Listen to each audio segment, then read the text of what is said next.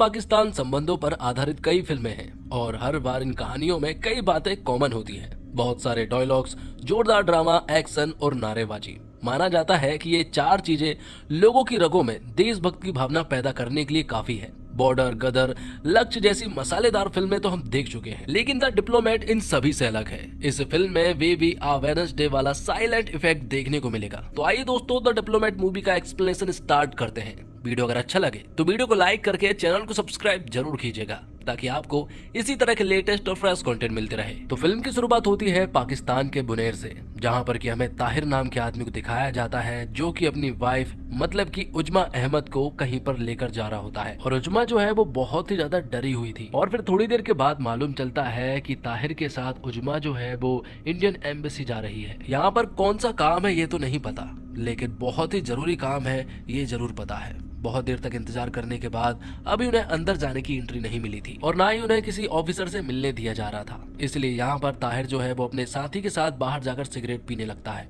और ये मौका देखकर उजमा अहमद जो है वो तुरंत ही इंडियन एम्बेसी के अंदर पहुंच जाती है। सभी लोग पूरी तरह से डर जाते हैं कि आखिरकार ये लड़की कौन है जो कि अंदर घुस आई है। तभी तिवारी कहता है कि हमें इस लड़की को तुरंत ही बाहर ले जाना होगा क्योंकि हो सकता है कि इसने अपने साथ बॉम्ब लेकर आई हो। लेकिन उजमा उन सभी को बताती है कि अगर मैं बाहर गई तो वो लोग मुझे मार डालेंगे। तभी यहाँ पर इंडियन एम्बेसी में डिप्टी कमिश्नर की एंट्री होती है जिनका नाम है जेपी सिंह। वो यहाँ पर आकर सारा मामला जानने लगते हैं कि आखिर ये लड़की कौन है और यहाँ पर क्यों आई है। वो बताती है कि यहाँ पर मुझे जबरदस्ती लाया गया है, वो इंडिया वापस जाना चाहती है। ताहिर नाम के आदमी ने उसके साथ फ्रॉड किया है, उसके साथ जबरदस्ती शादी की है और उसने उसे बहुत ज्यादा टॉर्चर भी किया है। ऐसा कोई दिन नहीं गया है जब उसका दिन जो है वो नर्क की तरह ना लगा हो। लेकिन जेपी को अभी भी यहाँ पर उजमा के ऊपर बिल्कुल भी भरोसा नहीं था। हो सकता है कि ये कोई एजेंट है और वो कोई शिकार बन रहे हो, इसलिए वो उससे सारी इन्फॉर्मेशन पूछने लगता है कि आखिरकार तुम्हें पाकिस्तान का वीजा कैसे मिला। यहाँ पर उजमा बताती है कि पाकिस्तान में उसके कुछ रिलेटिव्स है और ताहिर ने ही बताया था कि आखिरकार कैसे अप्लाई करना है, कि अगर रिलेटिव्स के बारे में बताओ तो फटाफट वीजा मिल जाता है। लेकिन जेपी कहता है कि एक शहर से दूसरे शहर की जाने की परमिशन नहीं होती है, तो फिर तुम कराची से बुनेर कैसे पहुंच गई। लेकिन उमजा बताती है कि उसे कुछ भी नहीं मालूम है।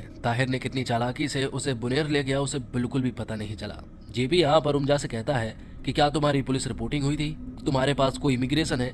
ये सारी चीजें यहाँ पर उमजा के पास नहीं थे, जिस वजह से यहाँ पर जेपी को उमजा के ऊपर और भी ज्यादा डाउट हो रहा था। जिसके बाद उसके शरीर के निशान को देखा जाता है कि आखिरकार यहाँ पर उमजा को मारा भी गया है या फिर उमजा बस झूठ बोल रही है। जब उसके शारीरिक चोटों को देखा जाता है तो इससे तो ये बात तो साबित हो जाती है कि उसे यहाँ पर ताहिर ने बुरी तरह से मारा है। तो सब कुछ वेरिफिकेशन हो चुका था। जेपी को भी मालूम चल चुका था कि उमजा जो है बिल्कुल ठीक बोल रही है और वो इंडिया वापस जाना चाहती है क्योंकि उसके ऊपर बहुत ज्यादा जुल्म हुए हैं। तो ज्यादा टाइम वेस्ट ना करते हुए यहाँ पर जेपी सिंह जो है वो तुरंत ही पाकिस्तान के कुछ मिनिस्टर्स के पास जाकर ये सारा मसला उन्हें बता देता है। वो उनसे कहता है कि हमें उमजा को जल्द से जल्द इंडिया वापस पहुंचाना होगा वरना बहुत बड़ी प्रॉब्लम हो सकती है। दूसरी तरफ ताहिर जो है वो अभी भी बाहर इंतजार कर रहा था, लेकिन अभी तक उमजा जो है वो वापस नहीं आई थी। वो समझ गया था कुछ ना कुछ तो प्रॉब्लम है। अब रात हो जाती है और हम देखते हैं कि जेपी सिंह जो है वो सुषमा स्वराज के पास कॉल करता है जो कि विदेश मंत्री है। वो उमजा के केस में उन्हें सब कुछ बता देता है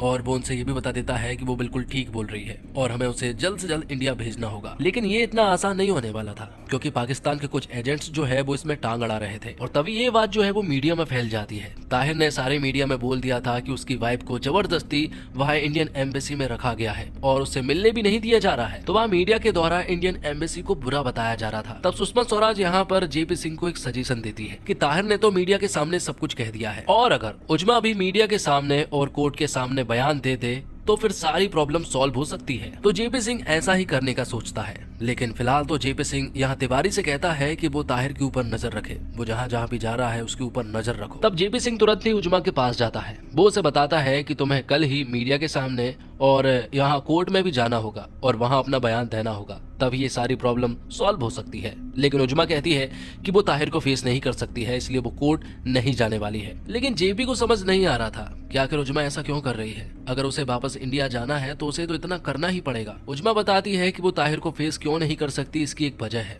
और तब जाकर वो अपनी सारी कहानी बताती है। वो बताती है कि वो कुछ महीने पहले मलेशिया गई थी काम की तलाश में। जब वो मलेशिया पहुंची तो उसे कोई काम तो नहीं मिला, लेकिन उसकी मुलाकात ताहिर नाम के बंदे से हो जाती है। जब वो ताहिर से मिली थी तो ताहिर बहुत ही सीधा साधा और बहुत ही ज्यादा केयरिंग बंदा था। मालूम चलता है कि उजमा जो है वो 28 साल की है और उसकी एक नूर नाम की बेटी भी है। तो मलेशिया में ताहिर और यहाँ उजमा के बीच में एक अच्छी खासी दोस्ती हो जाती है। कहीं ना कहीं ताहिर तो उससे प्यार करने लगा था और उजमा भी कहीं ना कहीं यहाँ पर ताहिर को चाहने लगी थी। कुछ दिन बाद मालूम चलता है कि उजमा की बेटी नूर को थैलीसीमिया नाम की एक बीमारी हो जाती है। तब उजमा बहुत ज्यादा टेंशन में आ जाती है क्योंकि वो ट्रीटमेंट जो है वो बहुत ही ज्यादा एक्सपेंसिव था। लेकिन यहाँ पर ताहिर उसे सपोर्ट करता है। वो कहता है कि मैं इसका ट्रीटमेंट करवा सकता हूँ, बस तुम्हें पाकिस्तान आना होगा क्योंकि वहाँ पर नेचुरोपैथी के द्वारा इसका इलाज संभव है। तब वो उसकी बात मान लेती है और उसके कहने के मुताबिक उसे जैसा वीजा चाहिए था वैसा उसे वीजा भी मिल जाता है और वो तुरंत ही पाकिस्तान पहुंच जाती है।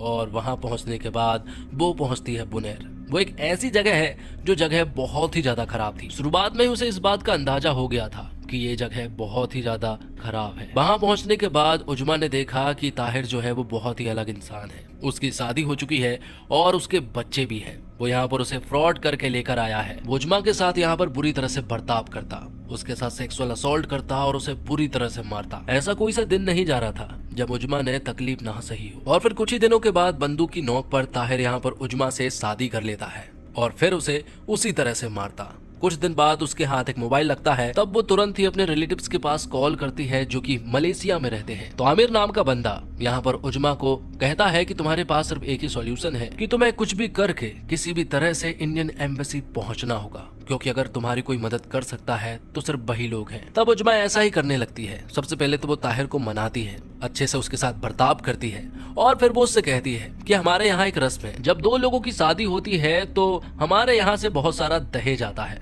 लगभग 10 लाख रुपए मिल सकते हैं। ये सुनने के बाद ताहिर भी खुश हो जाता है। वो कहता है कि इसके बारे में हमें इंडियन एम्बेसी को खबर करनी होगी, तब जाकर वो हमारे पास पैसे ला कर देंगे। ये सुनने के बाद अगले ही दिन ताहिर उजमा को लेकर इंडियन एम्बेसी पहुंच जाता है और जब वहां उजमा पहुंची तो वो तुरंत ही अंदर घुसकर सारी चीजें यहाँ पर सारे ऑफिसर्स को बता दी थी। उजमा यहाँ पर जेपी सिंह से कहती है कि अगर किसी इंसान ने आपको आपकी बिना मर्जी के रोज टॉर्चर किया हो और आपके साथ इतना बुरी तरह से बर्ताव किया हो कि आप उसके साथ रहने की वजह मरना पसंद करेंगे, तो आप उसके सामने कैसे जा सकते हो? शायद आप औरत नहीं हो इसलिए आप मेरा दर्द नहीं समझ पाएंगे। लेकिन जेपी सिंह कहता है कि मैं आपका पूरा दर्द समझ रहा हूँ और मैं तुम्हें इंडिया जरूर पहुंचाऊंगा। तब जेपी सिंह तुरंत ही सैयद नाम के एक वकील के पास कॉल करता है जो कि एक अच्छा वकील है और उसकी सारी प्रॉब्लम को समझ भी रहा था। वो उसे सारी चीजें समझा देता है और सैयद भी उसका केस ले लेता है। वहाँ दूसरी तरफ हम देखते हैं कि तिवारी जो है वो अभी भी ताहिर के ऊपर नजर रख रहा था। वो पुलिस स्टेशन जाकर पुलिस वालों से कह रहा था कि उसकी वाइफ उजमा को इंडियन एम्बेसी वाले ने जबरदस्ती रखा है। ये सारी चीजें तिवारी बाहर से देख रहा था और फिर थोड़ी देर के बाद ही तिवारी के पास जेपी सिंह का कॉल आता है। वो उससे कहता है कि तुम ताहिर के ऊपर नजर रख रहे हो ना। यहाँ पर तिवारी बताता है कि ताहिर उसके सामने ही है और वो पुलिस स्टेशन में है। तब यहाँ पर जेपी सिंह कहता है कि तुम एक काम करो, ताहिर के पास जाओ और उससे ना मेरी बात कराओ। तब जेपी सिंह कहता है कि क्या बात कर रहे हैं सर आप, मैं उन्हें इतनी दूर से देखने में डर रहा हूँ, मैं उनके पास आखिरकार कैसे जाऊंगा? लेकिन जेपी सिंह उससे कहता है कि तुम्हें जाना ही होगा। तब तिवारी ताहिर के पास जाता है और उसकी बात जेपी सर से कराता है और फिर अगली सुबह हम देखते हैं यहाँ पर ताहिर को, जो कि जेपी सर से मिलने के लिए इंडियन एम्बेसी पहुंच चुका था, क्योंकि रात को जेपी सर ने ताहिर से कह दिया था कि अगली सुबह 11 बजे अगर वो इंडियन एम्बेसी आ जाता है तो हम आपकी मुलाकात उजमा से करा देंगे। लेकिन ये दरअसल में जेपी सिंह की एक बहुत बड़ी चाल थी, क्योंकि जेपी सिंह ने यहाँ पर ताहिर और उसके लोगों को उलझा कर रखा था और उसका टाइम वेस्ट वो लोग कर रहे थे। वो इसलिए क्योंकि वहाँ उजमा जो है वो चुपचाप मजिस्ट्रेट कोर्ट पहुंच चुकी थी और मीडिया के सामने भी उसने सारा बयान दे दिया था और अब ये बात मीडिया में भी पूरी तरह से फैल जाती है। जब यहाँ पर जेपी सिंह का काम हो जाता है तो वो ताहिर को कहता है कि अब हम आपकी बात उजमा से बुधवार के दिन कराएंगे। लेकिन ताहिर के पीछे भी आईएसआई का हाथ है, इस वजह से वो पीछे नहीं हट रहा था। उन्होंने भी कोर्ट में पिटीशन फाइल कर दी थी, जिस वजह से अब तो यहाँ पर उजमा को कोर्ट के सामने पेश होना ही था। लेकिन आखिरकार उजमा जो है वो ताहिर को फेस कैसे करेगी, ये बहुत बड़ी प्रॉब्लम थी। और इससे भी बड़ी प्रॉब्लम ये है कि जब उजमा को कोर्ट ले जाया जाएगा तब रास्ते में ये लोग हमला जरूर करेंगे और ये एक बहुत बड़ी प्रॉब्लम होने वाली थी। फिलहाल सैयद यहाँ पर जज साहब से कह रहा था कि उजमा यहाँ पर ताहिर को फेस नहीं कर सकती है, इसलिए वो कोर्ट नहीं आ सकती है। लेकिन जज साहब का कहना यह था कि अगर उजमा यहाँ पर सारी चीजें कह देती है ताहिर के सामने तो उसकी बातें सच हो जाएगी। उजमा बालिग है और अगर उसके साथ सचमुच ही बुरा हुआ है और अगर ये सारी बातें वो हमारे सामने कह देती है तो फिर उसे इंडिया जाने से कोई भी नहीं रोक पाएगा। लेकिन प्रॉब्लम तो यही है कि आखिरकार उजमा ताहिर के सामने कैसे जाएगी।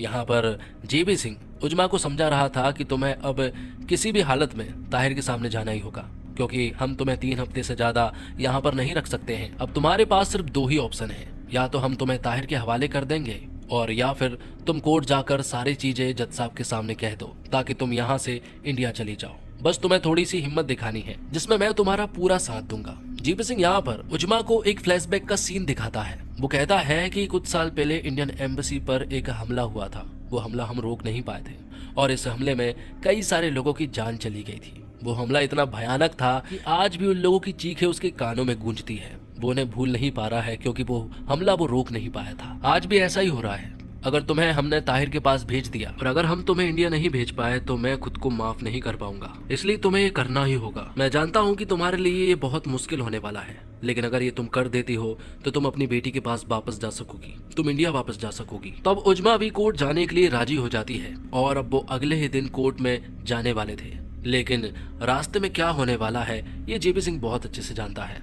जब वो लोग यहाँ से जा रहे थे तो यहाँ पर अचानक से उनके ऊपर हमला हो जाता है और ताहिर के बहुत सारे लोग यहाँ पर आ जाते हैं। जेपी सिंह इसके लिए पहले से ही तैयार था, इसलिए उसने पाकिस्तान के कुछ मिनिस्टर्स के पास कॉल कर दिया था और उन्हें सबके बारे में बता दिया था। जब उन लोगों ने कार को घेरा तो यहीं पर आईएसआई का एक एजेंट भी मौजूद था जिसके पास एक कॉल आता है और इन लोगों को कार से दूर करने के ऑर्डर्स आ जाते हैं, जिस वजह से सभी लोग यहाँ से चले जाते हैं। अब थोड़ी देर के बाद ही जेपी सिंह यहाँ उजमा को लेकर कोर्ट पहुंच जाता है, लेकिन कोर्ट में पेश होने से पहले यहाँ पर उजमा जो है सुषमा स्वराज से बात करती है। सुषमा स्वराज यहाँ पर उजमा से कहती है कि तुम्हें कोर्ट में जाकर बिल्कुल भी डरने की जरूरत नहीं है। तुम इंडिया की बेटी हो और हम तुम्हें पूरा सपोर्ट करेंगे, चाहे कुछ भी हो जाए हम तुम्हें इंडिया वापस ला कर ही रहेंगे। इतनी बात सुनने के बाद तो उजमा के अंदर कॉन्फिडेंस आ जाता है और वो तुरंत ही जज साहब के सामने सारी चीजें बोल देती है जो कि ताहिर ने उसके साथ किया था। वो बताती है कि उसके साथ फ्रॉड हुआ है।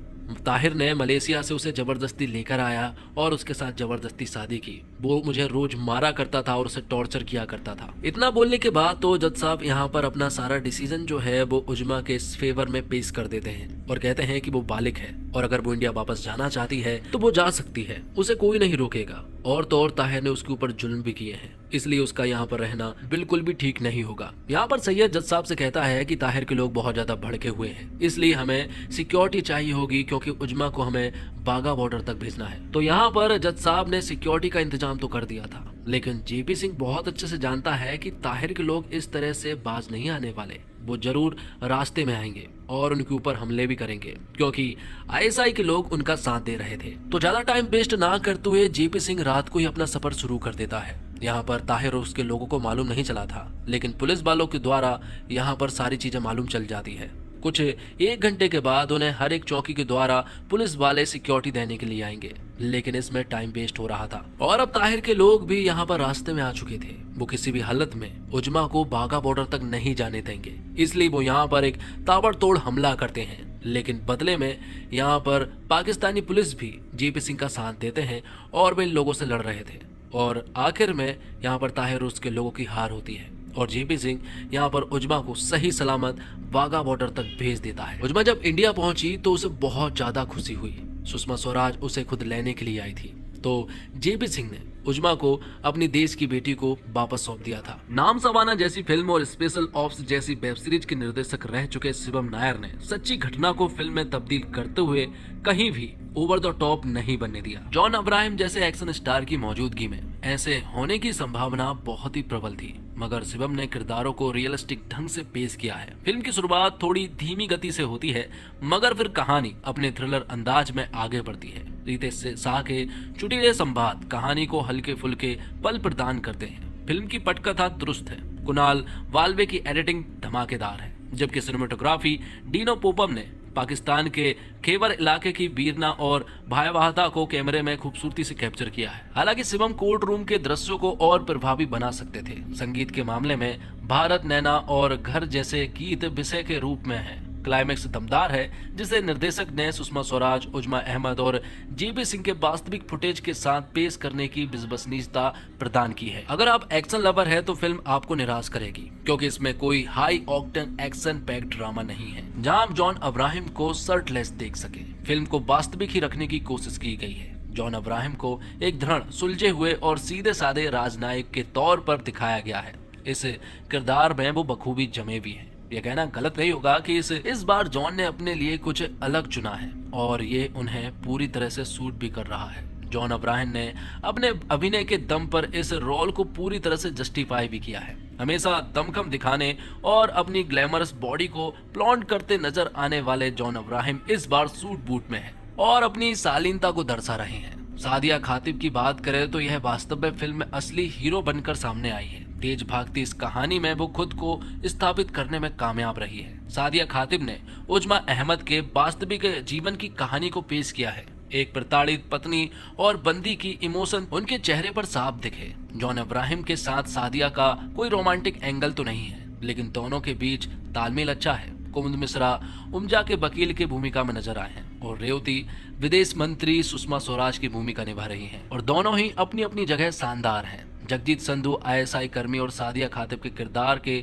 पति की भूमिका निभा रहे हैं। उनका किरदार प्रभावशाली है। जब जब वो उजमा को पीटता है तो दर्द और पीड़ा आपको महसूस होगी। जगजीत की आंखों में क्रूरता दिखाई दी है। तो फिल्म के हर छोटे बड़े पहलू को मैं रिव्यू में बता चुका हूँ। द डिप्लोमेट जॉन अब्राहम की प्रभावशाली एक्टिंग को दिखाने वाली फिल्मों में से एक है। अगर आप देश प्रेमी होने के साथ साथ जॉन अब्राहम के फैन हैं, तो ये फिल्म एक मस्ट वॉच फिल्म है। फिल्म में किसी भी तरह का कोई प्रोपेगेंडा नहीं है और भारतीय कूटनीति की झलक काफी करीब से देखने को मिल रही है। तो आइए दोस्तों, इस वीडियो को यहीं पर समाप्त करते हैं। उम्मीद करता हूँ आपको वीडियो पसंद आई होगी। वीडियो पसंद आई हो तो वीडियो को लाइक करके चैनल को सब्सक्राइब जरूर कीजिएगा, ताकि आपको इसी तरह के लेटेस्ट और फ्रेश कंटेंट मिलते रहे। धन्यवाद। जय हिंद, जय भारत, जय श्री राम।